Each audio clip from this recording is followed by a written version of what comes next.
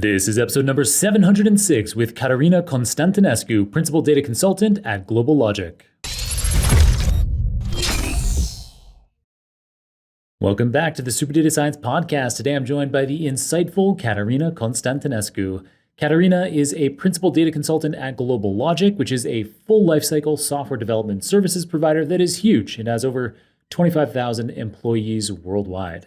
Previously, she worked as a data scientist for financial services and marketing firms. She's a key player in data science conferences and meetups in Scotland, and she holds a PhD from the University of Edinburgh in Scotland. In this episode, Caterina details the best leaderboards for comparing the quality of both open source and commercial large language models, and the advantages and issues associated with LLM evaluation benchmarks. All right, let's jump right into our conversation. Caterina, welcome to the Super Data Science Podcast. It's nice to see you again. So where are you calling in from today? Edinburgh, Scotland, actually. I'm delighted to be here, by the way.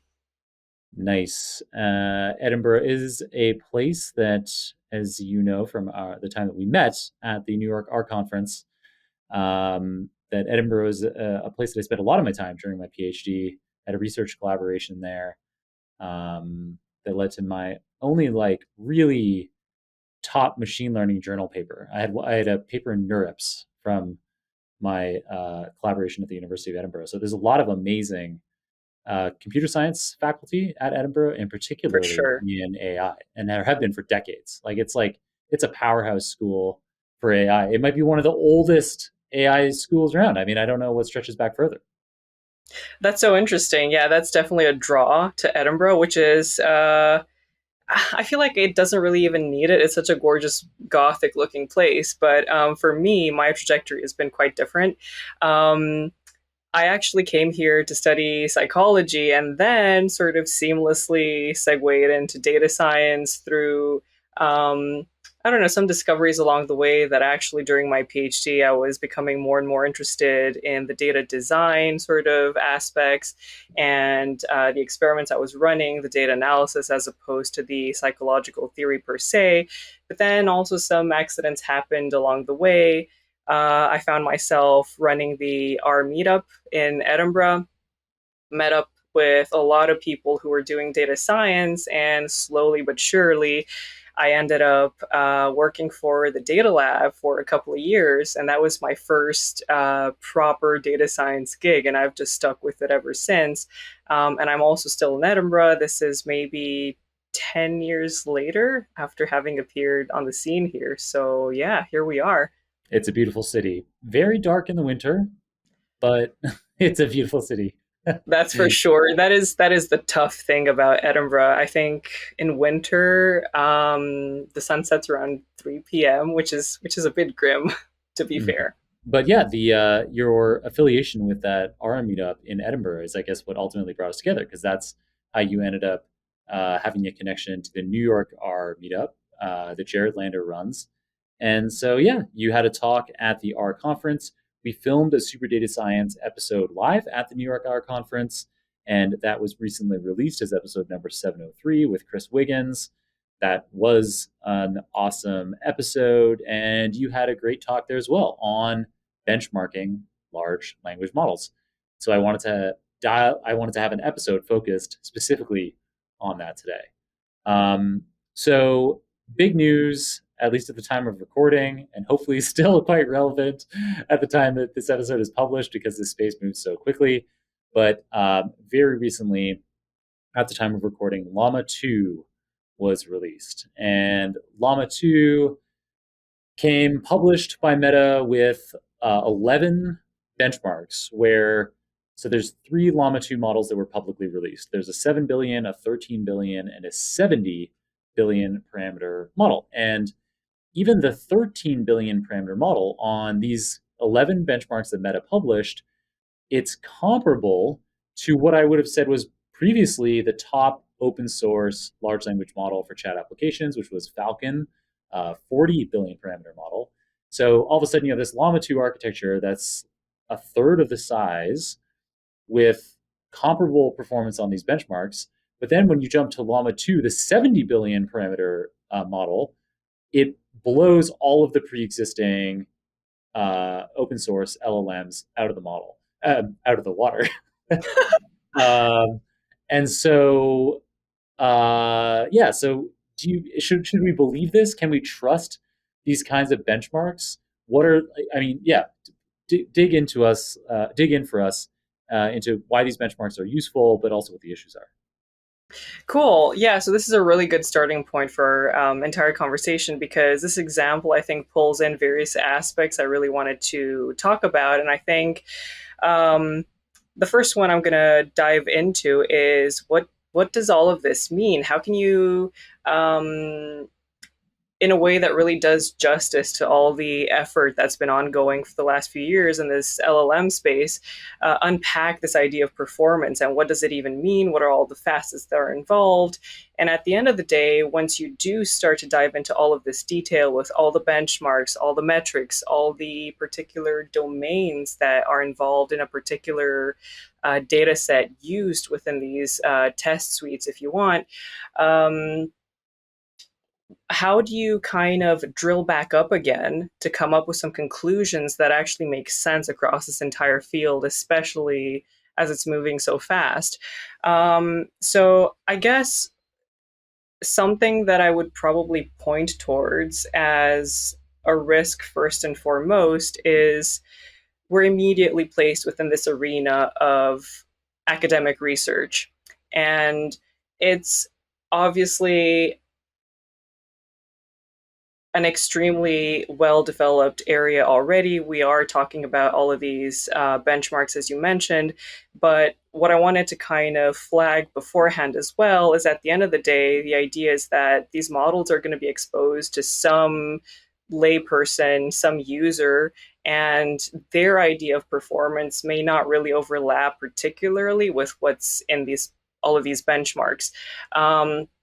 I think a good example to really drive this message home would be something like maybe as a random average person, I might be looking to interrogate ChatGPT as an example on what a suitable present would be for my niece. And my entire experience and my idea of performance might rather have to do with, are the answers creative enough? Creativity is not something you typically see in these benchmarks, and how would you even begin to measure creativity? So that's one aspect.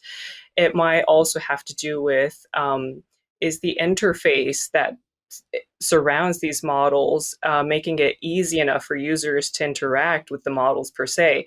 So, yeah, I think that's something that's definitely worth pursuing a lot more in conversations, especially as the area develops further.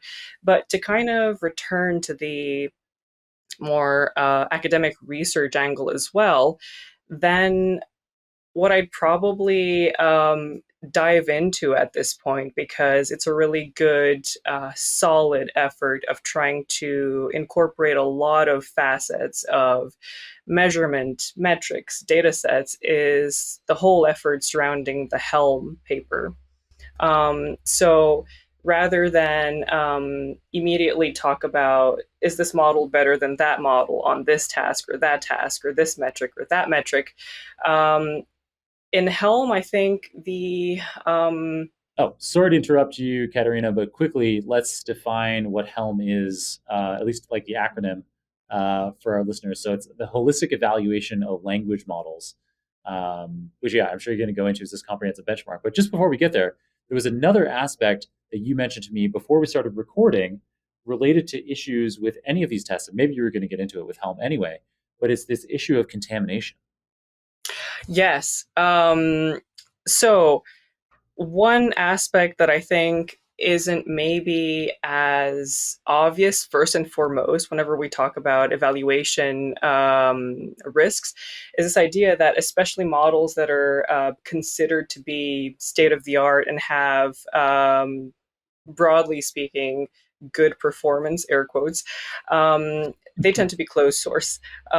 So what happens there is we don't have a very good grasp on all the types of data that went into these models in the first place, and therefore the outcome of that is we have some degree of uncertainty in terms of, are we actually exposing these models within our test to data they've actually already seen before? And if that's the case, then obviously any performance we see might end up being inflated. This relates to, so if we're using GPT-4 and we're blown away that one, it gets amazing results on these kinds of metrics, but it's been trained on all of the internet, and so these test questions, the test answers, they're all in there, and so it's a classic situation where when we're creating our machine learning model, we want to make sure that our evaluation data don't contain the training data.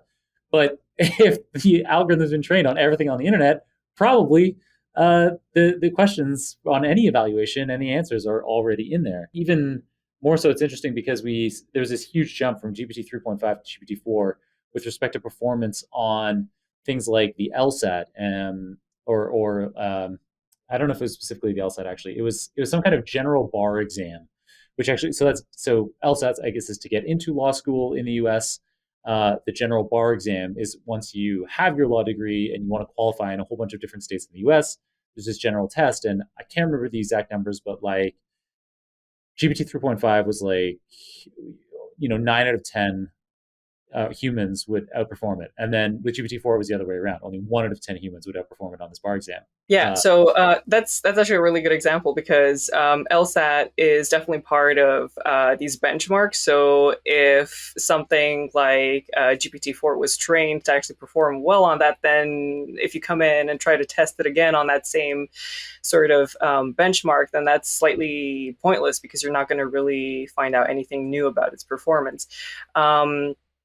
And that kind of brings us to a different point that I'm glad we're able to make at this point.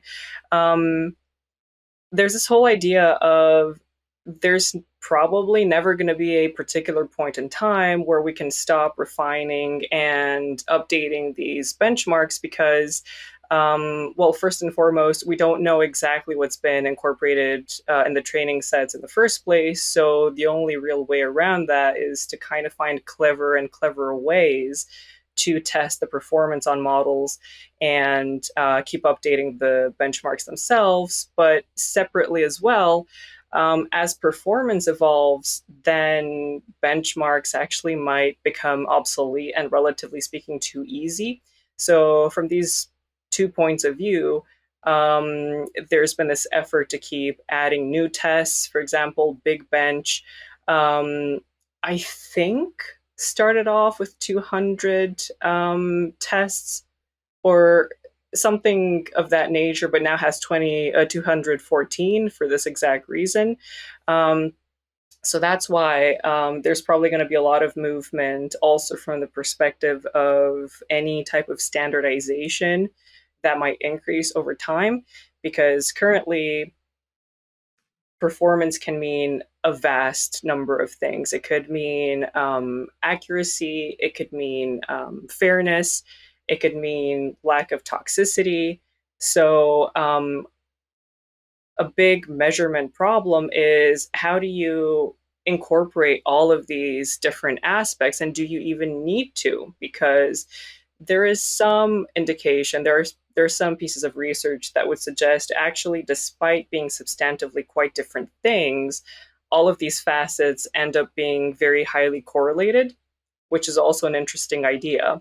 So yeah, for all of these reasons, I don't think the research in this entire area is going to stop anytime soon. So another big problem is how do you even keep yourself up to date and digest Mm-hmm. everything that's been happening in this field? Yeah, this does seem really tricky. This problem of constantly having to come up with new benchmarks to evaluate.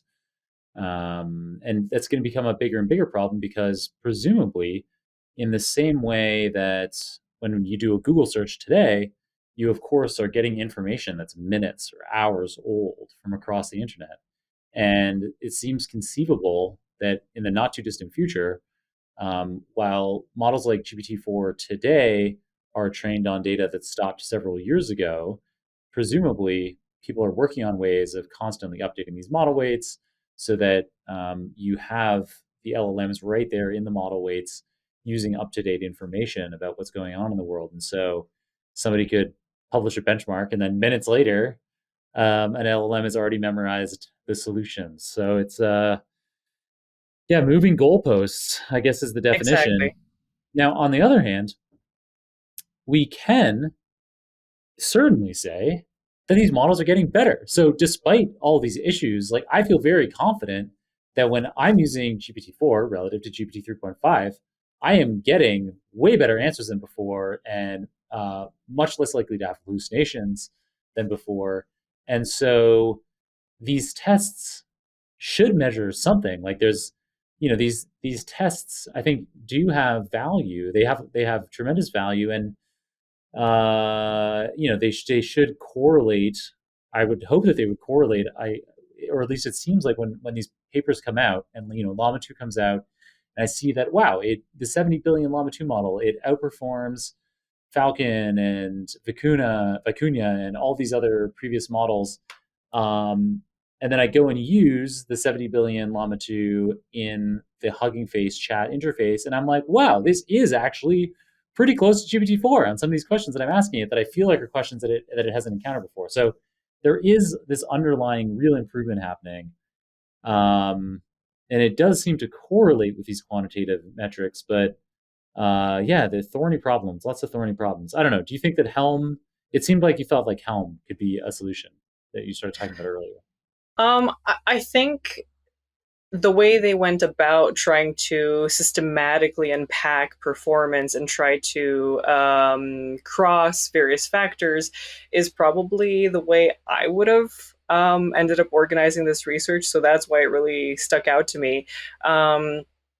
But yeah, the sheer scale of effort that went into it does make it very difficult to really, at some point, see the forest for the trees. And I want to dive into this idea a little bit more. But yeah, we're talking about, for example, I think 5 or 6 core types of tasks, from things like summarization, information retrieval, um, Oh, it's sentiment. I got the page open in front of me. So again, Yeah. Helm listeners, it's holistic evaluation of language models, and it's a Stanford University effort from the Center for Research on Foundation Models (CRFM). And there are 42 total scenarios that they evaluate over a bunch of categories like you were describing. So like summarization, question answering, sentiment analysis, toxicity Mhm. detection. It goes on and on and on. Knowledge, reasoning, harms, efficiency, calibration. And I'm not listing all the individual tests. I'm listing the categories. And Yes, in each of those exactly. categories, there could be half a dozen to a dozen different tests. Yes, and multiply all that by the tens of models they're considering. So, very quickly, you arrive at this wealth of information. And if you take a step back, you naturally ask yourself, like, well, what does all of this mean? Now, the authors helpfully try to sift through this volume of information by creating a leaderboard on the website. And this is another really interesting tool because it's not a unique concept. We have leaderboards on Chatbot Arena, and we also have one on Hugging Face. But here's the thing. My initial thought process was, oh great, I don't have to keep up with individual models necessarily. I can just take a glance at these leaderboards, get the gist of what's been happening in the area, and then anything that kind of leaps out at me, that's what I'll dive into a bit deeper. But I kind of started to realize it's not quite so simple. Because even with these 3 leaderboards, the reality is their evaluation criteria, the models themselves that are included, don't overlap. So looking in 3 different places is already kind of creating a hazy picture of what's really going on. Um, so connected to this idea, I kind of realized that actually papers as vast as the Helm one kind of subtly introduce this concept of time horizon you're interested in. Because if you're interested in models in the here and now, because maybe you want to pick one for a particular application that you want to create, then sure, you're going to dive into these and think, okay, for this task, this metric, I want to see which one does best, and I'll just go with that one and test it further myself or whatever. But maybe there's more to the story. If we have a longer term view, then maybe what we're going to be interested in is nothing to do with the particulars of this model versus that one, but rather issues like what is a good standardized way that we can even think about measurement of these things, because it's so vast, because it involves so many different aspects. Maybe at some point in the future, rather than checking tens of different benchmarks, multiple leaderboards, maybe there's going to be a distillation of fewer places to actually check, or at least we can hope. And there's also an extra longer term focus, because at the end of the day, once we get all of these metrics, right, like um, accuracy in terms of, I don't know, information retrieval or Q&A and any associated metrics that get computed for tens of models, what we can do with those is start to frame everything as a prediction problem, which is where things get really interesting. Because if we keep collecting these types of metrics, we're finally going to get closer to this point in time where we get to say, okay, what are the ingredients from various models that actually go into this observed level of performance? Is it the fact that they have this many parameters? Is it the fact that they had this training objective? Or, like, generally speaking, is there some sort of recipe of success that tends to lead to better performance? And if so, what is it? And we won't really know the answers to these types of questions unless we do all of these evaluations, but look at them from this much broader perspective of not this model or that model, but general laws that somehow govern how LLMs operate on a general level. Yeah, all really, really great points, and very thoughtful to think that we could eventually converge and have kind of one state of truth for Yeah. to go to. It is interesting going to the Open LLM leaderboard from Hugging Face at time of recording. We do have various variants of Llama 2 that are generally near the top. Looks like some groups have kind of retrained it with more instruction tuning. And yeah, Hugging Face is trying to do an average over some different evaluations, like Hella Swag, like MMLU, like Truthful QA. But those tests are just three of the 40 tests that Helm ran, for example. Yeah, so I guess I mean it's nice to think that we could maybe go and kind of have one absolute answer, but I think on the other hand, depending on specific use cases that you're going to have for you or your users, maybe these different kinds of benchmarks, this kind of level of granularity is useful. Mhm. Um, so with Llama 2, for example, I've actually not tested this myself, but I've read that Llama 2 doesn't perform as well on code tasks or math tasks as something like GPT-4, even though it can be comparable in a lot of just plain natural language situations where it's just human language. Um, so yeah, so that kind of distinction could end up being important depending on your use case. Like you wouldn't want to, I guess, take Llama 2 and make something that's kind of like a GitHub Copilot with it. Yeah, You might want to start with something else. that's to be fair. Yeah, I do agree actually with that point, and it does bring to mind all sorts of really interesting tests that are part of Big Bench, and we're dealing with things like finding anachronisms and anagrams and stuff like that, which, depending on the application of a model, might really be completely irrelevant. So, yeah. Yeah, and yeah, so in addition to Helm and the Hugging Face Open Leaderboard, which I'll be sure to include in the show notes, you also briefly mentioned the Chatbot Arena, which Yeah. in some ways it collects more valuable, more expensive data because instead of having evaluations be done on these benchmarks, there's head-to-head comparisons, and then human users select whether they like the output from model A or model B, and they can be blinded as to what those models are. And in the very next episode coming up, episode number 707, we've got Professor Joey Gonzalez of Berkeley University, who is one of the key people behind that Chatbot Arena. So he's going to go into a lot more detail, and he'll also disclose for us why it isn't as perfect an evaluation as it seems. There's still Right. some issues. Like there's always, yeah. I guess we're, I guess like many things in science and technology, we are making errors, but hopefully smaller errors all the time and moving in the direction of progress. Which, again, it's safe to say, like, all these kinds of criticisms that we can have of these particular evaluation benchmarks or leaderboards, ultimately, we know qualitatively that this is a very fast moving space, and it's crazy what these models are doing recently in the past year. Um, and, what I mentioned towards the beginning of the podcast, having to do with end users and what do they actually think of as good Right. performance? What does that even mean? And I think Chatbot Arena actually gets quite close to this idea with their system of incorporating these ELO ratings. So that's something I really enjoyed playing around with earlier today myself.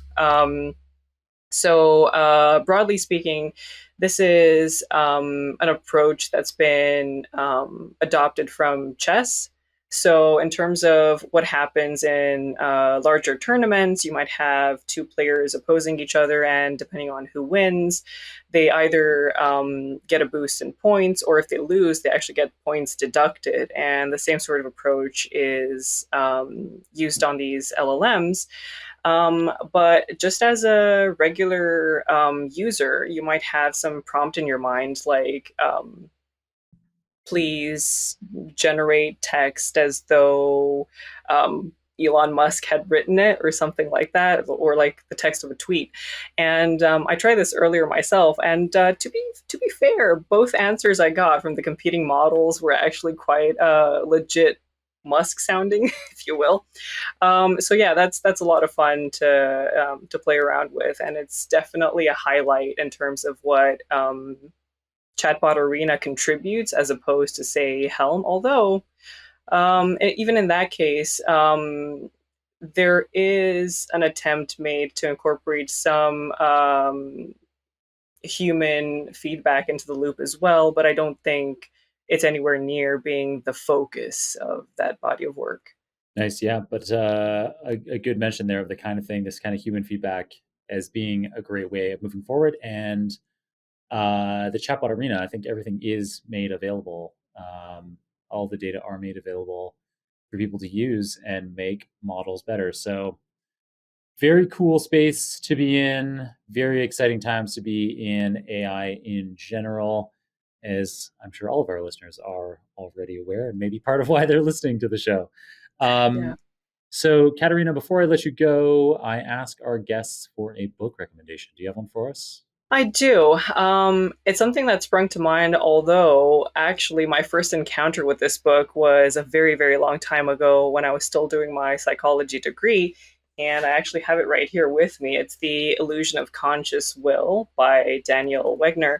And when I came across this, I was actually studying in France on an Erasmus grant. And I remember being stunned at this concept that conscious will can actually be manipulated experimentally.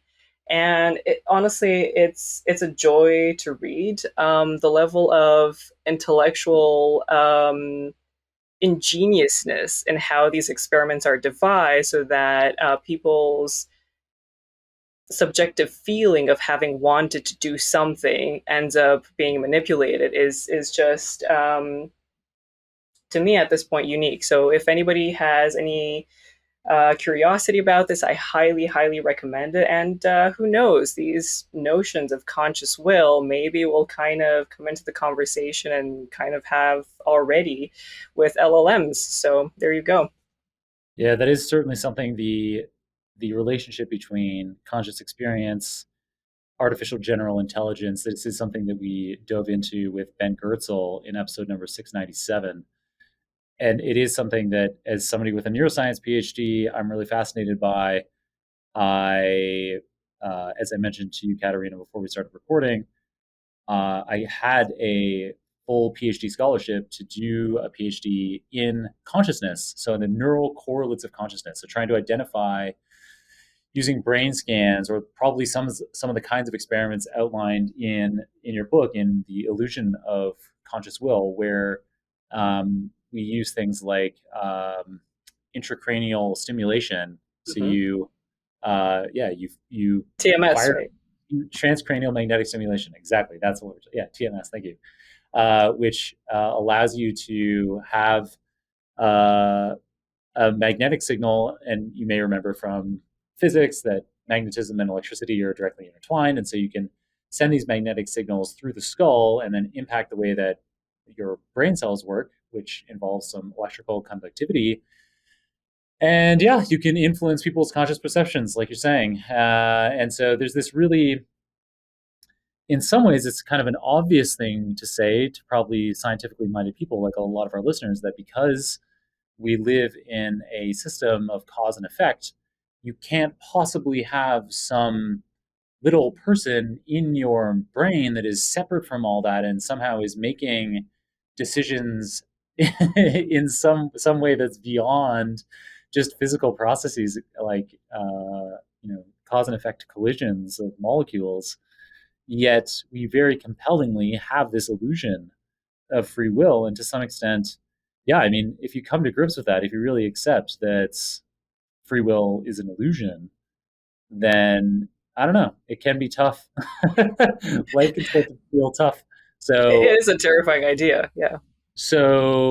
yeah, I didn't end up taking up that PhD scholarship because I was like, this might really do my head in, um, and got into machine learning instead. Yeah. Well, I'm pleased you did, because now here we are, luckily.